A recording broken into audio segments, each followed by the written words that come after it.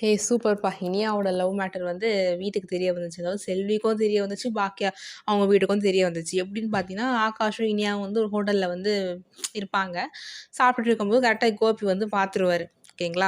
So Gopi தான் வந்து இத தெரிஞ்சுக்கிட்டு வீட்ல போய் சொல்றாரு. ஓகேவா? அது மாரி பாக்கியாட்ட ஃபோட்டோ காமிச்சு, "இங்க பாரு, என்ன பண்ணி வச்சிருக்கா பாரு. இவ வந்து செல்வியோட பையன வந்து விரும்புறா" அப்படின்னு சொல்லும்போது எல்லாருக்கும் பயங்கர ஷாக் ஆயிடும். அப்ப கரெக்ட்டா செல்வியும் வீட்டுக்கு வருவாங்க. வேலை செய்ய வருவாங்க.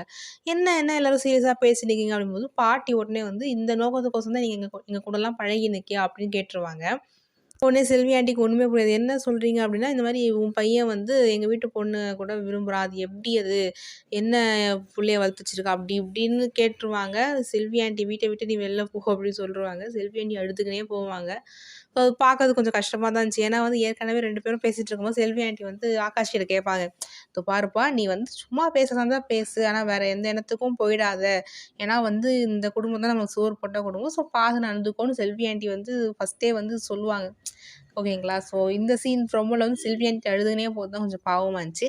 பார்க்கலாம் என்ன நடக்குதுன்னு. உங்க கருத்துக்கள கமெண்ட் செக்ஷன்ல ஷேர் பண்ணுங்க. ஆனா இதுல என்ன அப்படின்னு பார்த்தீங்கன்னா, பாக்கியா இன்னும் ஒண்ணுமே சொல்லல. அவங்க ஷாக்ல தான் இருக்காங்க. பட் அவங்க எதுவுமே வந்து இன்னும் வேர்ட்ஸ் எக்ஸ்பிரஸ் பண்ணல. ஸோ பாக்கியா என்ன சொல்ல போறாங்க? அதுதான் வந்து மெயின். ஸோ பார்க்கலாம் என்ன நடக்குதுன்னு.